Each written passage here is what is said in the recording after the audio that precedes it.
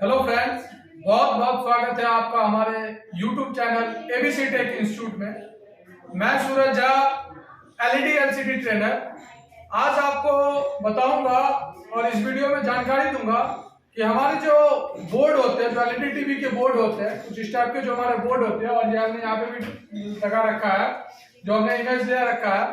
तो इस बोर्ड के बारे में आपको सेक्शन के बारे में जानकारी दूंगा कि स्कीमेटिक डायग्राम, जो हमारा सिस्मेटिक डायग्राम होता है, इस डायग्राम के थ्रू हम इसकी पावर सप्लाई की टेस्टिंग कैसे करते हैं और क्या क्या लगा होता है इसके पावर सेक्शन, और कैसे इसका ईएमआई सेक्शन, जो इसका एसटीआर सेक्शन यानी कि जो इंक्लूडिंग पूरे पावर सप्लाई जो काम करती है उसकी प्रिंसिपल क्या है, कैसे इसका काम करने का तरीका होता है, वो हम आपको एक एक पॉइंट आपको हम इस डायग्राम के थ्रू समझाएंगे।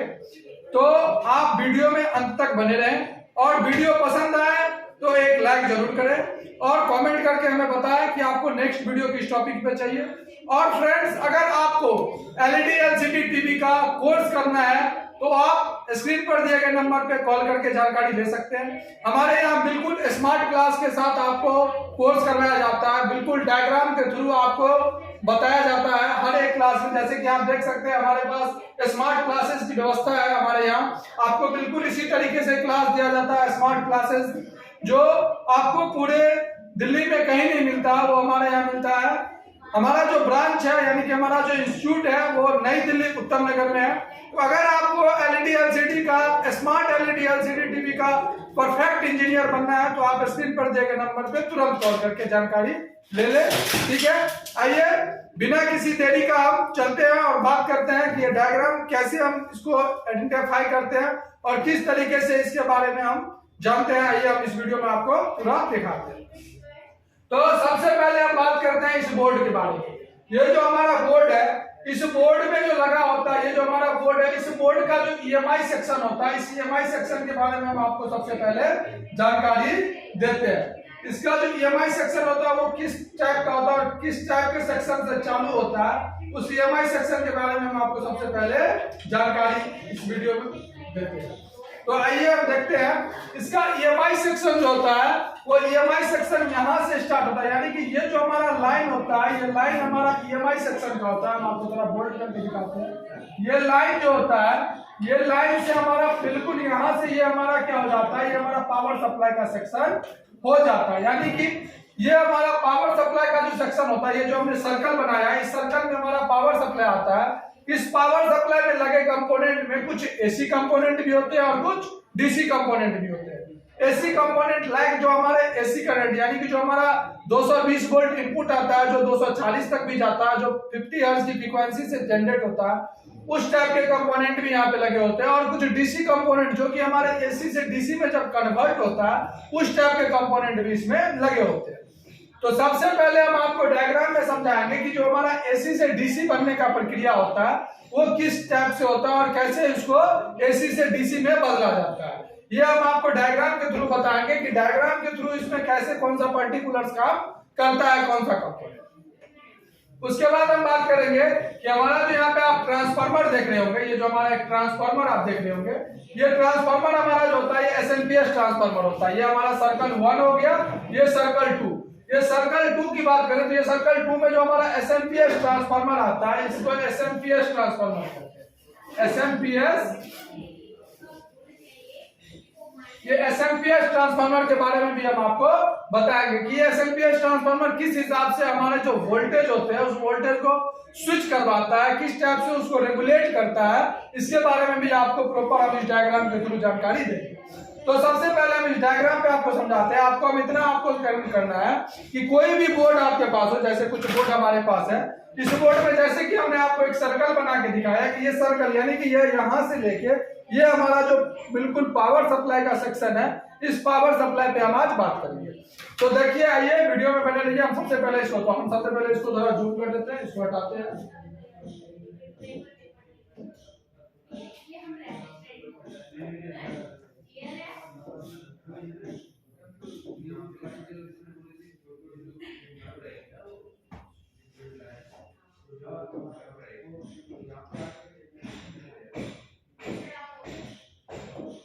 आइए हम इसको थोड़ा जूम कर लेते हैं।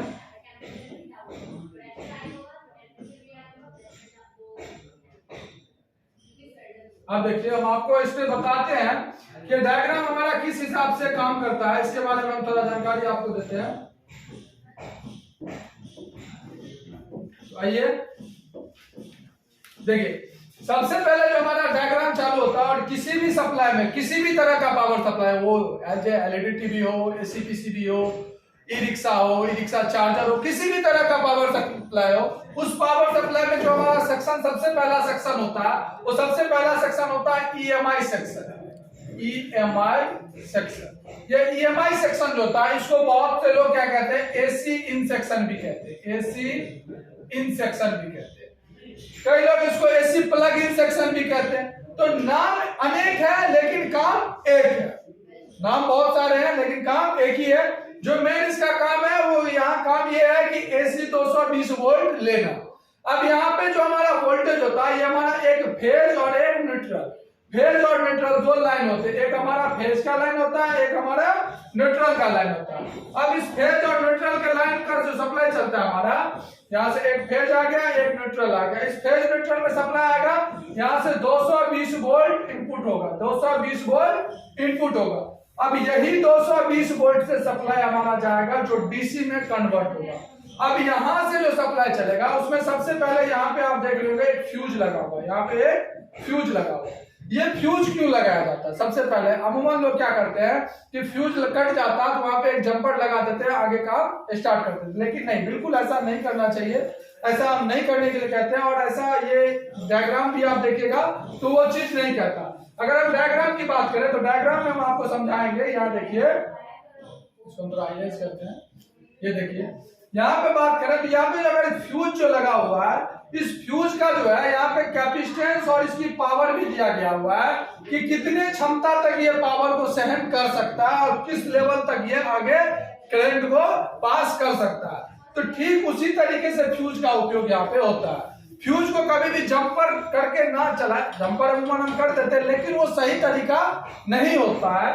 तो इसके जगह पे हम क्या करते हैं, जो हमारा एलवीआर रजिस्टर होता है, जो 50 ओम से कम का रेजिस्टेंस होता है, उस रेजिस्टेंस को हम यहाँ पे उपयोग कर सकते हैं। अगर हमारा by the way fuse cut जाता है, फ्यूज हमारे पास नहीं है, तो यहाँ पे हम एलवीआर रजिस्टर जो हमारा आता है 50 ओम से कम का, उस रजिस्टर का हम यहाँ पे उपयोग कर सकते हैं। ठीक है, उसके बाद यहाँ से जब सप्लाई हमारा चलता है तो एक हमारा यहाँ पे क्वाइल का उपयोग होता है। यहाँ पे क्वाइल लगा हुआ है, इस क्वाइल, ये क्वाइल जो है, इस क्वाइल का काम होता है जो हमारा वोल्टेज का जो फ्रीक्वेंसी आता है, उस फ्रीक्वेंसी में कई तरह की फ्रीक्वेंसी, यानी कि कुछ गलत रेडिएशन के आ जाने से क्या होता है, कभी कभी हमारा जो आगे का सर्किट होता है उस पर डैमेज ना आए, इसके लिए इसके पहले यहाँ पे क्वाइल लगाया जाता है। इस क्वाइल का नाम जो होता है, इस क्वाइल का नाम होता है स्टार्टिंग क्वाइल। क्या नाम होता है? Starting coil. इसका नाम दिया जाता है स्टार्टिंग क्वाइल।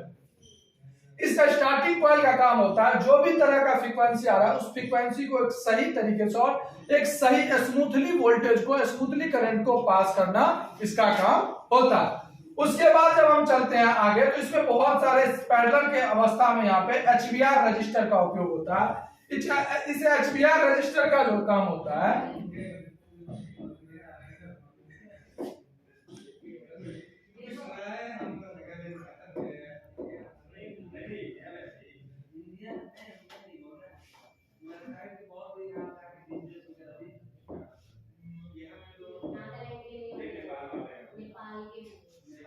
ये जो हमारा एचवीआर रजिस्टर होता है, इस एचवीआर रजिस्टर के, या जो ये सर्कल जो हमने बनाया इसमें ये एचवीआर रजिस्टर है, जितने भी है ये एचवीआर रजिस्टर है। ये एचवीआर रजिस्टर जो होता है, ये एचवीआर रजिस्टर क्या करता है, उसकी जो आने वाली करंट की फॉलो होती है उस फॉलो को ये क्या करता है, तोड़ता है, यानी कि उसमें ब्रेकर का, स्पीड ब्रेकर का काम करता है। जैसे कि हमारा रेजिस्टेंस का काम ही होता है कि किसी भी तरह के जो हमारे करंट आते हैं उसके रास्ते में एक तरह का रुकावट यानी कि प्रतिरोध पैदा करना। हमारा रेजिस्टेंस का जो कार्य होता है क्या होता है, किसी भी तरह का जो आने वाला करंट होता है उसके बीच में एक रुकावट यानी कि प्रतिरोध पैदा करना। उसी प्रतिरोध को चलते यहाँ पे क्या होता है, जो हमारा आगे की ओर जो सर्किट होती है उसको ज्यादा जरब ना पड़ने की वजह से क्या होता है, सही मायने में वो कंपोनेंट नेचुरली काम करता रहता है। इसके आगे हम जानेंगे तो किसी बोर्ड में 2, किसी में 4, किसी में 5, किसी में 6, किसी में 10, किसी में 1 नॉन पोलराइज्ड कैपेसिटर यानी कि एनपीसी का उपयोग किया जाता है। ये एनपीसी का उपयोग जो किया जाता है ये पैरेलल अवस्था में किया जाता है। एक बात का आप ध्यान रखिएगा, जो भी हमारा एसी इन सेक्शन होता है, यानी कि जो भी हमारा ईएमआई सेक्शन होता है, जो हमारा ईएमआई सेक्शन होता है, इस ईएमआई सेक्शन में जितने भी कंपोनेंट होंगे, ईएमआई सेक्शन का जितना भी कंपोनेंट होगा वो हमारा पैरेलल में लगा होगा। किसमें लगा होगा? पैरेलल अवस्था में लगा होगा। ये हमारा पैरेलल में इसलिए लगा होता है, ये हमारा लाइन और न्यूट्रल दोनों को बराबर लेके चलता है, जिससे हमारा लाइन और न्यूट्रल में कभी भी शॉर्टिंग का प्रॉब्लम ना आए। इसको हम आपको ट्रेसिंग भी करके दिखाएंगे कि कैसे ये लगा होता है। उसके बाद हमारा कुछ पोलराइज कैपेसिटर से इसको अर्थ के लिए बनाया जाता है। आप में से बहुतों लोगों को शायद पता भी होगा और बहुतों लोगों को नहीं पता होगा कि लाइन और न्यूट्रल लाने के बाद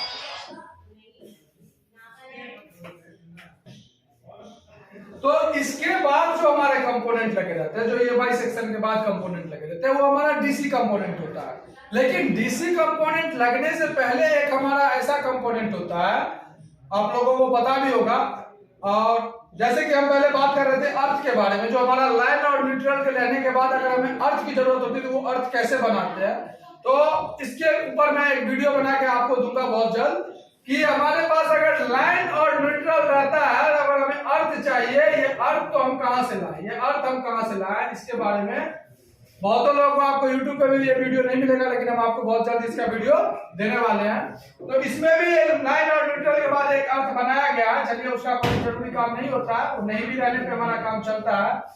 तो मेन मुद्दा हमारा कहा था कि जो हमारा एचबीआर रजिस्टर के बाद जो हमारा नॉन पोलराइज कैपेसिटर था, ये कैपेसिटर का काम क्या था? एसी को पास करना और डीसी फ्रीक्वेंसी को रोकना। यानी कि इसमें अगर डीसी फ्रीक्वेंसी कुछ आ रहा है, यानी कि कुछ गलत फ्रीक्वेंसी आ रहा है, तो उसको रोकना और एसी को पास करना। नॉन पोलराइज कैपेसिटर का यही कार्य होता है। इसके बाद जो हमारा दूसरा कॉइल लगा होता है, ये कॉइल जो लगा होता है, ये कॉइल हमारा होता है रनिंग कॉइल। इसको हम कहते हैं रनिंग कॉइल। ये पहला हमारा स्टार्टिंग कॉइल था और दूसरा हमारा रनिंग कॉइल। इस रनिंग कॉइल को हम ईएमआई कॉइल भी कहते हैं। इसको हम ईएमआई कॉइल भी कहते हैं। ईएमआई कॉइल, दो टाइप के कॉइल इसको दर्शाया जाता है।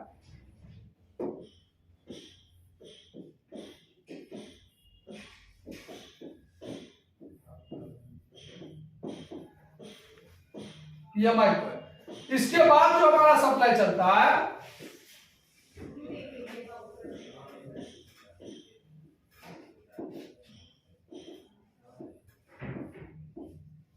इसके बाद जो हमारा सप्लाई चलता है वो जाता है हमारा सप्लाई यहाँ पे। अब यहाँ का गेम क्या है ये हम आपको बता दें।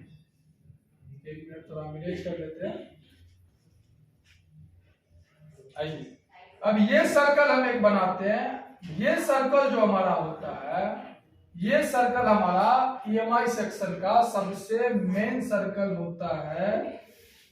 ये हमारा सबसे मेन सर्कल होता है, जहां से हमारा ये सर्कल जो होता है हमारा, वो सबसे मेन सर्कल होता है, जिस सर्कल में, इस सर्कल में हमारा एसी लाइन से डीसी वोल्ट में वोल्टेज कन्वर्ट होता है। यानी कि यहाँ पे हमारा जो लाइन रहता है वो एसी लाइन रहता है,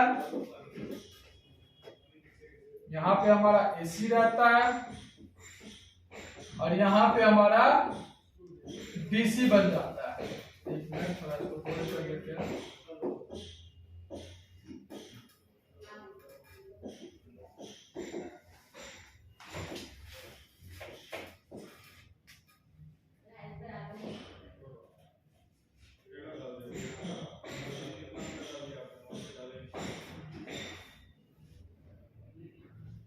ये डीसी बन जाता है, यहां से एसी रहता है और यहाँ पे ये डीसी में कन्वर्ट हो जाता है। अब ये एसी और डीसी का जो मजरा होता है, ये हमारा डायोड करता है। ये हमारा जो डायोड होता है, जो हमारा सेमीकंडक्टर डायोड होता है, उस सेमीकंडक्टर डायोड यहाँ पे रेक्टिफायर के रूप में लगाया जाता है। जो हमारा रेक्टिफायर डायोड यहाँ पे जब काम करता है तो वो एसी लाइन को डीसी लाइन में कन्वर्ट करता है। जो हमारा डायोड का काम क्या होता है, एसी को डीसी में कन्वर्ट करना, यानी कि वो ऐसे एक जंक्शन का काम करता है। वहां पे क्या काम होता है, जंक्शन का काम होता है। डायोड का काम ही होता है जंक्शन। जंक्शन में उसको चेंज करना, उसकी रूट को चेंज करना। जैसे कि आप ट्रेन के स्टेशन पे देखते हैं ना कि जंक्शन, नई दिल्ली जंक्शन, तो वहां से क्या होता है, कई तरह के रूट निकलते हैं। जंक्शन मींस रूट चेंज करना। तो यहाँ पे क्या हो रहा है, जंक्शन मीन्स रूट को चेंज कर रहा है, जो एसी रूट आ रहा है उसको ये डीसी रूट में भेज रहा है। अब इस डीसी रूट में जैसे इसको भेजेगा कि ठीक इसके बाद एसी से डीसी बनने के बाद प्योर डीसी ना करने के लिए जो डीसी होता है उसमें कुछ एसी के कण भी रह जाते हैं, कुछ एसी फ्रीक्वेंसी रह जाते हैं, उसको प्योर डीसी में कन्वर्ट करने के लिए एक पोलराइज कैपेसिटर का उपयोग होता है। ये पोलराइज कैपेसिटर का जो उपयोग होता है, ये पोलराइज कैपेसिटर जो आप देख रहे हैं, इस पोलराइज कैपेसिटर का कार्य होता है जो हमारा वोल्टेज आ रहा है, जो ब्रिज से यानी कि रेक्टिफायर से जो वोल्टेज आ रहा है उसको स्टोर करना, अपने अंदर स्टोर करना, और उस स्टोरेज करने के बाद उसको अपने मुताबिक उसको बूस्ट करते रहना, उसको आगे की ओर बूस्ट करने रहना। अब आगे का सप्लाई जो होता है वो एसएमपीएस पे निर्भर करता है, यानी कि एसटीआर सेक्शन पे, switch transformer regulator, STR transformer पे उसको यानी कि एसटीआर सेक्शन में उसको भेजा जाता है। उससे पहले इस कॉइल पे यानी कि इस कैपेसिटर तक जो हमारा डीसी वोल्ट बनता है, यहाँ पे जो हमारा डीसी वोल्टेज बनता है वो 300 से लेकर, यहाँ से 300 से लेकर 350 वोल्टेज तक होना चाहिए। अगर ये 350 वोल्टेज तक आ रहा है तो हमारा ईएमआई सेक्शन जो होता है, जो हमारा ईएमआई सेक्शन होता है वो 100% ओके होता है, 100% ओके होता है, इसमें हमें कोई छेड़खानी नहीं करना पड़ता। लेकिन अगर ये वोल्टेज नहीं बन रहा है, अगर ये वोल्टेज नहीं बन रहा है तो इस वोल्टेज को हमें यहाँ प्रॉपर्ली यहाँ से चेक करना होगा। जो इसमें कॉइल, जितने भी तरह के इसमें कॉइल लगे होंगे सभी तरह के कॉइल को चेक करना होगा। जैसे कि हमें दोनों कॉइल को चेक करना होगा, स्टार्टिंग ईएमआई कॉइल जो है, जो हमारे फ्यूज है, जो हमारे पोलराइज कैपेसिटर है, जो रजिस्टर है, सभी तरह के कंपोनेंट के बैक में हमें चेक करना पड़ेगा। और उसके बाद इसको ब्रिज को सबसे ज्यादा अगर हम ईएमआई सेक्शन में प्रॉब्लम की बात करें तो दो प्रॉब्लम आता है इसमें। सबसे बड़ा प्रॉब्लम इस फ्यूज से आता है, उसके बाद इस डायोड से आता है। फ्यूज और डायोड से, दोनों से सबसे ज्यादा प्रॉब्लम देखने को मिलता है। लेकिन कभी भी आपका फ्यूज अगर कटा हुआ रहता है तो आप डायरेक्ट फ्यूज लगाकर सप्लाई इसमें ना दे, बिल्कुल ही ना दे। प्रॉपर तरीके से ईएमआई सेक्शन को पहले चेक करें कि हमारा ईएमआई सेक्शन बिल्कुल तरीके से चेक है, मल्टीमीटर से इसको कोल्ड टेस्टिंग कर ले। उसके बाद इसको सीरीज बोर्ड में लगा के फिर इसको लाइन आगे की ओर सप्लाई चालू करें। कभी कभी क्या होता है, हमारा फ्यूज ब्रेक होने के चलते हमारा 1 से 2 डायोड वीक हो जाता है, इसके कारण नया फ्यूज लगाते हैं, इसमें सप्लाई देते हैं, वो एसी को सही से डीसी में नहीं कन्वर्ट करने के बाद फिर क्या करता है, डायोड फट जाता है। डायोड फटने के चलते हमारा ईएमआई कॉइल भी फट सकता है, हमारा रजिस्टर भी फट सकता है, कुछ भी हो सकता है, आगे की सर्किट में कुछ भी डैमेज हो सकता है। तो कभी भी ऐसा रिस्क ना लो। चलिए अब आगे हम बात करते हैं, हमारा जो स्विच होता है यहाँ से हमारा 300 वोल्ट बन गया, यानी कि इस साइड हमारा ईएमआई कॉइल की बात करें तो यहाँ पे हमारा एसी था, यहाँ से हमारा एसी आ रहा था, और इस ब्रिज के बाद यहाँ पे हमारा डीसी वोल्ट में कन्वर्ट हो गया। इस एसी और डीसी के बीच में इतने तरह के कंपोनेंट का उपयोग होता है। तो टोटली मिला के ये जो हमारा सर्किट है यहां से यहां तक, ये हमारा क्या हो गया, ईएमआई सेक्शन हो गया, ईएमआई सेक्शन।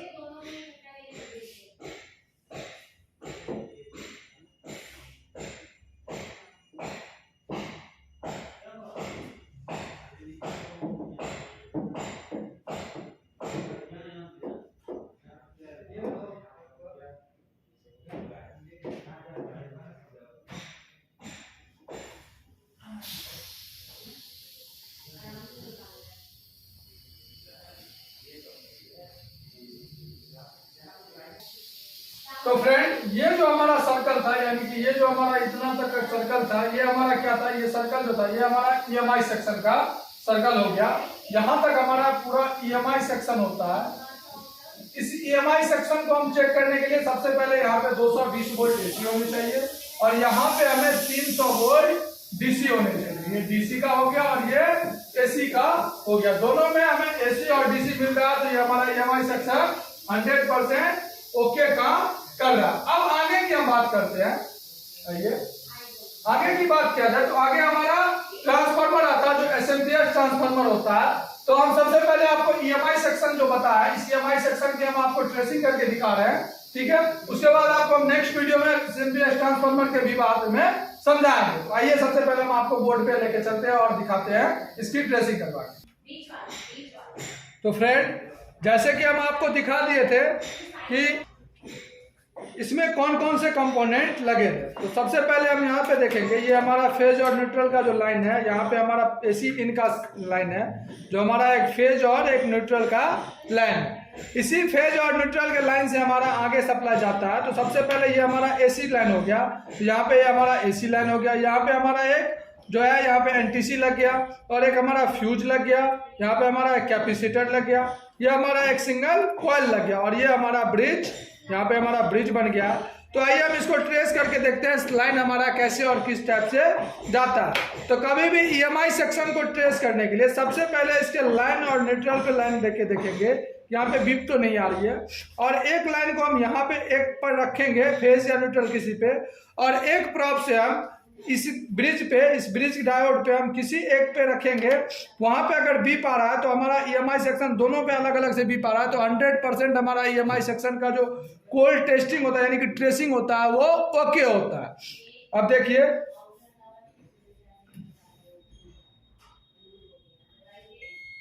यहाँ पे हमारा बीप आ रहा है, इस पे बीप आ रहा है, और ठीक इसके अपोजिट टाइप में यानी कि इस पे जो हमारा इस पे अपोजिट टाइप में बीप आना चाहिए, यानी कि इस टाइप पे, तो इस फेज से आना चाहिए। तो इस पे हमारा बीप आ रहा है, तो यानी कि हमारा जो ट्रेसिंग है ईएमआई कॉइल का, ये शॉर्टकट ट्रेसिंग हमारा है, ये शॉर्टकट ट्रेसिंग में ओके है। लेकिन हम इसको 1 बाय 1 ट्रेस करके आपको दिखाएंगे। हम ये स्टिकर को हटा लेते हैं और यहाँ से 1 बाय 1, यहाँ से हमारा एक न्यूट्रल और एक फेज का यहाँ पे हम आपको दिखाते हैं। यहाँ पे ये स्टिकर लगा हुआ है, इसको हटा देते हैं, रिमूव कर देते हैं।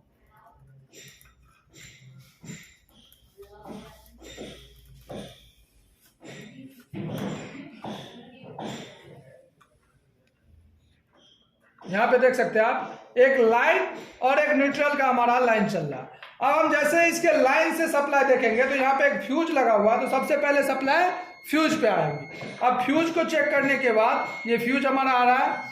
अब इस फ्यूज के बाद हमारा सप्लाई जो जाएगा, ये फ्यूज के बाद हमारा सप्लाई कहाँ जा रहा है, इस कैपेसिटर पे। तो इस नॉन पोलराइज जो हमारा कैपेसिटर है, इस कैपेसिटर के एक पिन पे हमारा सप्लाई आएगा। तो ये आ रहा है एक पिन पे, और दूसरे पिन पे इस न्यूट्रल से सप्लाई आएगा, जिसके रास्ते में एक एनटीसी लगा होगा। ये एनटीसी लगा हुआ, और ये एनटीसी का दूसरा पिन इस फेज के लाइन में लगा होगा।